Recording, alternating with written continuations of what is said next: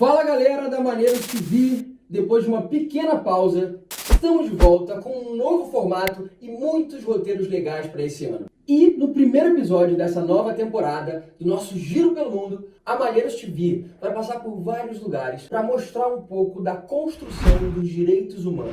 Olha, eu imagino que todo mundo tem uma ideia mais ou menos do que é isso, mas se eu perguntar exatamente quais são esses direitos e quantos são, será que você saberia responder? Bom, vamos tentar contar um pouco dessa história logo depois da nossa nova vinheta.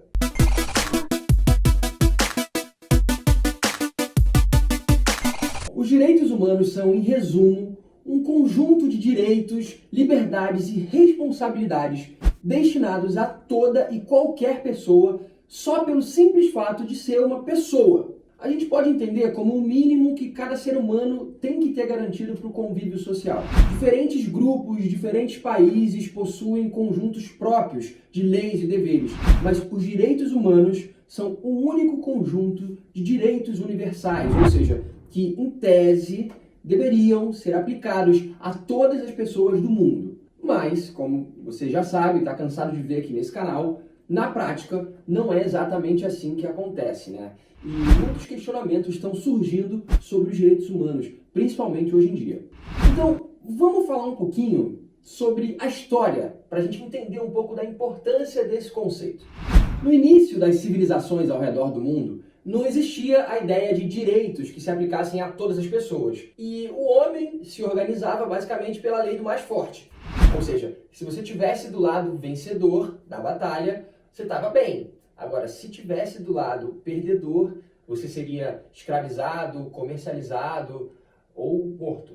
Ou seja, não existia nenhuma concepção de valor humano. Apenas a ideia de vitoriosos e perdedores. A minha família versus a sua e quem ganhar leva tudo. Até que um dia alguém teve a brilhante ideia de criar um tipo de código mínimo que se aplicasse a todos. Esse cara foi Ciro o Grande. A história de Ciro II ou Ciro o Grande sozinha já daria um vídeo bem maneiro aqui. Mas em resumo, ele era um cara muito, mas muito à frente do seu tempo, se é que isso é possível, né?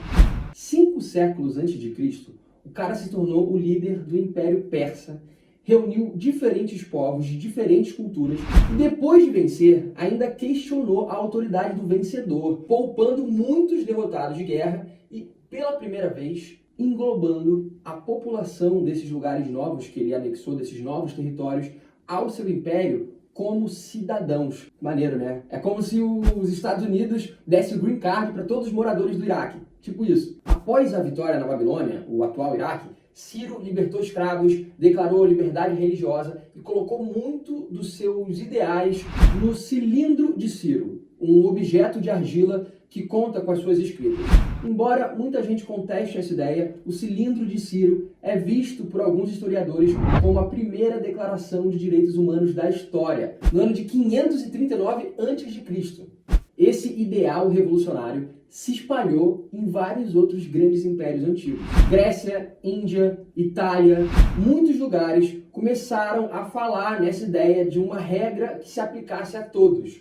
Com esse assunto em foco, perceberam que, mesmo de forma não oficial, as pessoas já seguiam algumas regras de convívio básico. E aí começa-se a falar nas leis naturais. Eu imagino que você já deva estar pensando assim, nossa, que incrível, mas então essas leis vieram de tanto tempo. Calma, né? Não foi tudo assim tão simples. A verdade é que esse ideal de direitos humanos dependia muito de quem estava no poder na hora. Ou seja, por mais que se falasse desses direitos, desse conceito, eles dependiam do perfil de quem comandava o país. Caso fosse um líder tirano, as mesmas atrocidades continuavam acontecendo. As coisas só evoluíram de fato mais de 1000 anos depois, em 1215, na Inglaterra, com a criação da Carta Magna. Um documento que declarava que mesmo um rei não teria poderes absolutos e estaria submetido a algumas regras, as famosas leis.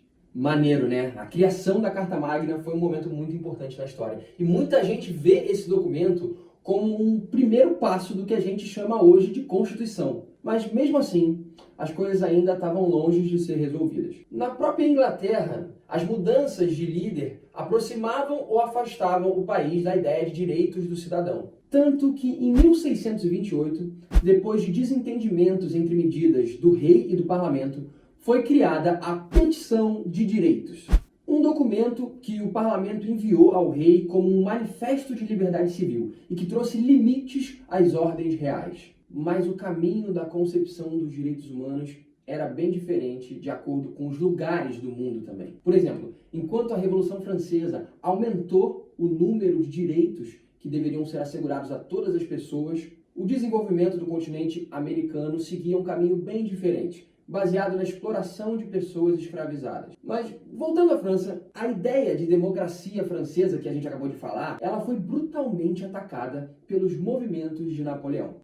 Aliás, a gente bem que podia fazer um vídeo aqui nesse canal sobre Napoleão, hein? Comenta aqui embaixo se vocês acham que vale a pena. Bom, a ideia de Napoleão era estender o seu poder pela França e pela Europa inteira, e daí para o mundo. É claro que uma ameaça desse nível juntou diferentes países europeus que depois de um tempo conseguiram derrubar o Império Napoleônico. Começaram uma discussão internacional de novas regras, entre elas os direitos da população. E olha aí, de novo, o assunto ganhando força. Esse movimento aumentou muito a sensação de cidadania na Europa. Viver ali dava uma ideia de bem-estar, de liberdade de escolha, que obviamente não eram totais. Mas naquele momento do mundo, de fato, a Europa era um oásis no meio do deserto. Porém, entre as tantas hipocrisias que temos na história, se destaca a postura das potências europeias quando conquistavam e colonizavam novas terras. Em especial na África. Ninguém estava preocupado em dar cidadania aos africanos das colônias. Então o mundo começou a assistir uma Europa que reconhecia direitos internamente e praticava dominações muito violentas no exterior. Diversos movimentos pelo mundo pediam um maior reconhecimento dos direitos do cidadão, e entre eles a gente pode destacar o papel fundamental de Mahatma Gandhi. Liderando protestos pacíficos, ele lutava pela independência indiana do domínio britânico e mostrava a urgência de se universalizar os direitos humanos. Os acordos que Gandhi fez com Lord Irwin em 1931 são vistos como importantes passos para a liberdade indiana e o direito dos povos. Estava bem claro que essa discussão sobre direitos humanos precisava e ia ter que ganhar mais espaço em algum momento, mas aparentemente não seria um processo rápido. E, como você já viu aqui na Malheiros TV, o mundo estava prestes a ver o crescimento dos regimes totalitários na Europa. Isso mesmo. A gente está falando do fascismo e do nazismo, criando e começando o cenário da Segunda Guerra Mundial, que, além dos horrores de uma guerra comum, ainda coexistiu com o Holocausto e a perseguição mortal de povos, principalmente os judeus. A necessidade de uma ordem mundial de direitos humanos nunca foi tão clara no mundo. Campos de concentração, perseguições, assassinatos, discursos de ódio, cultos doentios aos líderes, tudo que o nazismo nos mostrou precisava ser enfrentado com uma grande cooperação internacional para que nunca voltasse a acontecer. Assim que a Segunda Guerra Mundial começou a dar seus ares finais, os países vencedores organizaram e criaram, em 1945, a ONU, Organização das Nações Unidas, que trouxe como propósito reafirmar a fé nos direitos humanos fundamentais. Finalmente, nós tivemos onde e como criar um documento que fosse mundialmente aceito e ferramentas para confrontar os países que não respeitassem essas regras. E com um grande empenho de Eleanor Roosevelt, uma importante ativista e, sim, é claro, eu estou falando também da ex-primeira-dama dos Estados Unidos, esposa do presidente Roosevelt, Franklin Delano Roosevelt, não o Theodore Roosevelt. Não façam essa confusão, que eu já fiz essa confusão, conversando com um americano, foi constrangedor. Então, não confundam, tá? Os americanos têm dois presidentes chamados Roosevelt. Bom, mas o papo aqui também não é sobre o Franklin Delano Roosevelt, até porque ele já havia falecido quando Eleanor, a sua mulher, como embaixadora americana na ONU, presidiu a comissão que elaborou e aprovou a Declaração Universal dos Direitos Humanos. O presidente dos Estados Unidos no momento, o presidente Truman, até apelidou ela de a primeira dama do mundo. E é claro que ela não estava sozinha, e a sua equipe contava com pessoas muito importantes para esse feito, por exemplo, o canadense John Humphrey, que esboçou muito do documento. A verdade é que a partir de 1948, o mundo conheceu um documento que se aplica a todos os seres humanos, sem distinção nenhuma de gênero, credo, orientação sexual, política, renda, escolaridade, cargo, fama, nada. O que importa é que as pessoas deviam partir desses 30 princípios básicos para administrar o mundo. Mas é claro que até hoje, para algumas pessoas, esses direitos ainda são uma utopia. O direito à liberdade de expressão política, o direito à educação, moradia, lazer, saúde e até a completa e total proibição de qualquer forma de escravidão. Até isso, infelizmente, ainda hoje é um sonho. Só no ano passado, o Ministério Público do Trabalho resgatou quase 1.000 pessoas em situação de escravidão no Brasil. E é por isso que é tão importante a gente falar sobre esse assunto. Galera, esse foi o nosso primeiro vídeo de 2021. Espero que vocês tenham curtido. Esse vídeo deu muito trabalho, mas a gente fez com muito carinho. Comentem aqui o que vocês acharam sobre essa nova versão, esse novo formato do canal.